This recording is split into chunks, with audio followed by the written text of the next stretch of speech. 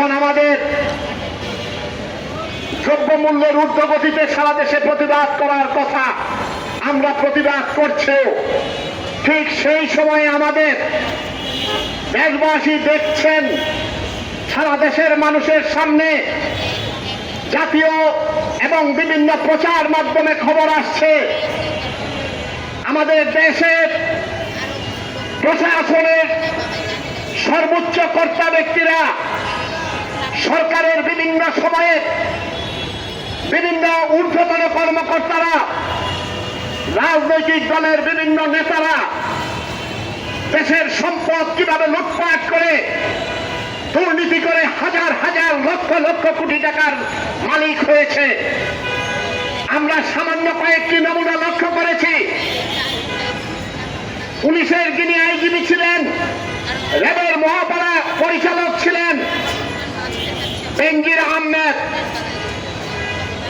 তিনি দীর্ঘদিন র্যাবের মহাপরিচালক ছিলেন, পুলিশের আইজিপি ছিলেন। যখন দায়িত্বে ছিলেন তখন বর্তমান সরকারের মন্ত্রী এমপিদের খুব আপনজন ছিলেন, পেয়ারের লোক ছিলেন। দায়িত্ব থেকে অব্যাহতির পর খবর আসছে উনি কত হাজার কোটি টাকা, কত লক্ষ কোটি টাকা লুটপাট করেছে, সারা বাংলাদেশে কত জায়গায় সম্পদের মালিক হয়েছেন। শুধু পুলিশ নয়, সেনাবাহিনীর যিনি প্রধান, উনি কত রকমের দুর্নীতি করেছেন সেই হিসাবও হয়েছে। আমাদের সরকারে যারা ছিলেন, অতীতেও যারা সরকারে ছিলেন, তখন আমরা হাওয়া ভবনের লুটপাটের কথা শুনেছি। এখন আমরা অনেক ভবনের লুটপাটের খবর আমরা দেখছি। যখন ক্ষমতায় থাকে তখন কোনো খবর হয় না, লুটপাটের কোনো হিসাব হয় না। আমরা বিভিন্ন সময়ে বলেছি আমাদের সারা বাংলাদেশের সরকারের বিভিন্ন মন্ত্রণালয়, সরকারের মন্ত্রী এমপি থেকে আরম্ভ করে সকল জায়গায় লুটপাট এবং দুর্নীতিতে ছেয়ে গেছে। এই লুটপাটের বিরুদ্ধে ব্যবস্থা নেন। আমরা বিভিন্ন সময়ে বলেছি, আমরা বিভিন্ন প্রতিবাদ সভা করে বলেছি আমাদের ব্যাংকগুলো লুট হয়ে যাচ্ছে। বাংলাদেশ ব্যাংকের ওই ভোল্ট থেকে টাকা লুট হয়ে যায়। শুধু তাই নয়, বাংলাদেশ ব্যাংকের হিসাব অনুযায়ী 1,95,000 কোটি টাকা খেলাপি ঋণ হয়েছে। যদিও আমরা জানি কয়েক লক্ষ কোটি টাকা খেলাপি ঋণ হিসাবে এখন আছে। আমরা বিভিন্ন সভায় দাবি তুলেছিলাম এই খেলাপি ঋণ উদ্ধার করেন। লুটপাট করে যারা সম্পদের মালিক হয়েছে, যারা আমাদের দেশের সম্পদ বানিয়েছে, সেইগুলো উদ্ধার করার জন্য আমরা বিভিন্ন সময় প্রতিবাদ করেছি, দাবি তুলেছি। সরকারের পক্ষ থেকে কোনো ব্যবস্থা নেওয়া হচ্ছে না। আমরা এমনও দেখছি আমাদের দেশের মন্ত্রী এমপি, সরকারের ঊর্ধ্বতন কর্মকর্তা, সচিব সহ পুলিশের ঊর্ধ্বতন কর্মকর্তা কয়েকজনের নমুনা আপনারা দেখেছেন।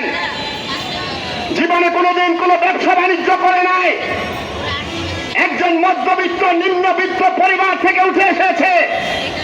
উনি রাজনীতিকে ব্যবসা হিসেবে গ্রহণ করেছে, এমন অনেক মন্ত্রী এমপি আছে। ভাইয়েরা আমার, আপনারা অনুমান করতে জানেন না, পারবেন না। আমাদের বর্তমান অনেক মন্ত্রী আছে, শুধু মন্ত্রী নয়, আমাদের দেশের অন্যতম নেতা। জীবনে উনি কি ব্যবসা করেছেন, কি ব্যবসা করেন আমরা জানি না।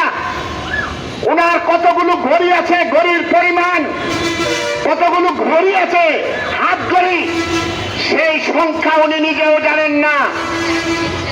সর্বনিম্ন যে ঘড়িটি উনি হাতে দেন, দেশের সবাই জানেন, অনেকেই জানেন। দুর্নীতি দমন কমিশন থেকে আরম্ভ করে সরকার এবং রাজনৈতিক দলের নেতারাও জানেন ওনার একটা হাত ঘড়ির দাম যেটা সবচেয়ে কম, সেই ঘড়িটির দাম 29 লক্ষ টাকা। উনি যে ওনাদের যে কোটটা পরেন, নাম বললাম না, এক একটা কোটের দাম, এক একটা কোটের মজুরি 25,000 28,000 টাকা। সবচেয়ে কম দামি যে ঘড়িটি পরেন রোলেক্স ব্র্যান্ডের, সেই ঘড়িটির দাম 29 লক্ষ টাকা। আমরা শুনেছি ওনার জুতার ঘড়ি শুধু ওনার নয়, আরো অনেকেরই আছেন। উনি খুব সুন্দর করে বলেন, আমার মাননীয় প্রধানমন্ত্রী দুর্নীতির বিরুদ্ধে জিরো টলারেন্স ঘোষণা করেছেন। আমি প্রশ্ন রাখতে চাই, আপনি কত টাকার পর্যন্ত উপহার গ্রহণ করতে পারেন? আপনি এই প্রজাতন্ত্রের একজন মন্ত্রী, আপনি এই দেশের একজন স্বনামধন্য নেতা, একজন নয় অসংখ্য এমন দুর্নীতিবাদ এবং আয়ের সাথে সামঞ্জস্যহীন বিভিন্ন প্রমাণ আমরা দিতে পারবো।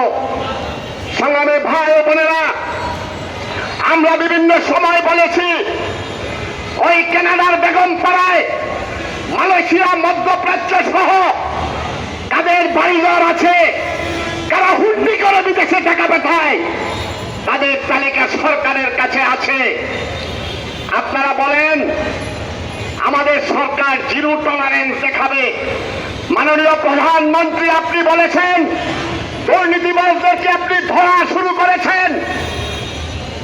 আপনি ধরেন, আমরা স্বাগত জানাই। বিএনপি যখন ক্ষমতায় ছিল তখন আপনারা সহ সবাই বলেছেন ওই তারেক রহমান খাম্বা দুর্নীতি করেছে, আপনার হাওয়া ভবনে দুর্নীতির আখড়া হয়েছে। সত্য কথা বলেছেন, কারণ ওই বিএনপিতেও দুর্নীতিবাদ ছিল। এখন বিএনপির বন্ধুরা, আমাদের বিএনপির বিরোধী দলের বন্ধুরা বলতে চান এবং বলছেন আওয়ামী লীগের এবং এই সরকারের কারা কারা দুর্নীতি করেন। আপনারা বলছেন, সত্য কথা বলছেন, আপনাদেরকে সালাম জানাই, স্যালুট জানাই। যে আওয়ামী লীগ নেতারা বিএনপির দুর্নীতিবাজদের কথা বলেন, আপনাদেরকেও সালাম জানাই, স্যালুট জানাই। প্রিয় ভাইয়েরা আমার, আমাদের দেশের ওই জাতীয় পার্টি স্বৈরাচারী এরশাদ যখন ক্ষমতায় ছিল, সে দুর্নীতির দায়ে অভিযুক্ত হয়েছে, তার বিরুদ্ধে দুর্নীতি প্রমাণ হয়েছিল। ওই বিএনপি যেমন ক্ষমতায় ছিল, বিএনপির নেতাদের নামেও দুর্নীতির প্রমাণ হয়েছে। এখন আওয়ামী লীগ ক্ষমতায় আছে, আমরা গ্যারান্টি দিয়ে বলতে পারি এই সরকারেরও অনেক দুর্নীতিবাদ এবং দুর্নীতির প্রমাণ পাওয়া যাবে। পরিষ্কার কথা, পরিষ্কার আমাদের আওয়ামী লীগ, বিএনপি, জাতীয় পার্টি যখন ক্ষমতায় থাকে তখন তাদের দুর্নীতির কথা তারা বলে না, যখন তারা বিরোধী দলে থাকে তখন দুর্নীতির কথা বলে। এই কারণেই আমরা বাম গণতান্ত্রিক জোটের পক্ষ থেকে বলতে চাই, আমরা কমিউনিস্ট পার্টির পক্ষ থেকে বলতে চাই, আওয়ামী লীগ, বিএনপি, জাতীয় পার্টি তাদেরকে আমাদের দেশের স্বার্থে সবসময় বিরোধী দলে রাখতে হবে। তাদেরকে যদি বিরোধী দলে রাখতে পারি তাহলেই বাংলাদেশ ওই লুটপাট মুক্ত হবে, দুর্নীতি মুক্ত হবে, অন্যথায় কোনো লাভ হবে না। একবার তারা ক্ষমতায় আসবে, লুটপাট করবে, তাদের লুটপাট শেষ হলে আরেক পক্ষ আসবে, তারাও লুটপাট করবে। এই কারণে এই লুটপাটকারীদের বিরুদ্ধে, এই লুটপাটকারীদেরকে ক্ষমতা থেকে চিরতরে তাদেরকে বিরোধী দলে রাখতে হবে। এবং এই সরকার এবং অতীতের সরকার যেই ব্যবস্থায় তারা রাষ্ট্র পরিচালনা করে, এই ব্যবস্থাটাকেই পাল্টাতে হবে। এই জন্যই আমরা বলতে চাই, আমরা শুধু ওই গদি আর দলের পরিবর্তন চাই না, আমরা এই ব্যবস্থার পরিবর্তন চাই, এই নীতির পরিবর্তন চাই, একটি বিকল্প শক্তি গড়ে তুলতে চাই। বামপন্থীদের নেতৃত্বে একটি বিকল্প গড়ে তোলার মধ্য দিয়েই সম্ভব হবে ওই দুর্নীতিবাজদেরকে আইনের আওতায় নিয়ে আসা, দুর্নীতির টাকা, দুর্নীতির সম্পদ দেশে ফেরত আনা এবং সকল দুর্নীতিবাজদের বিরুদ্ধে শক্ত একটি অবস্থান করা। আপনার আপনাদেরকে আমরা আহ্বান জানাই।